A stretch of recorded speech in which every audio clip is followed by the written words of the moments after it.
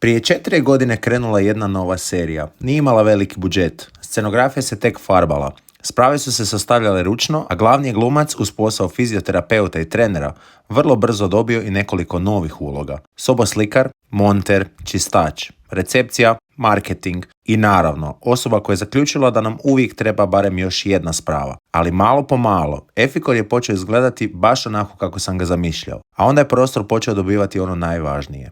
Ljude. Krenuli su prvi treninzi, prve rehabilitacije, individualni rad, grupni treninzi. Puno znoja, puno smijeha, ponešto psovanja i jako puno dobrih priča. I negdje između svih tih treninga, razgovora, uspjeha, pogrešaka i lekcija prošle su 4 godine.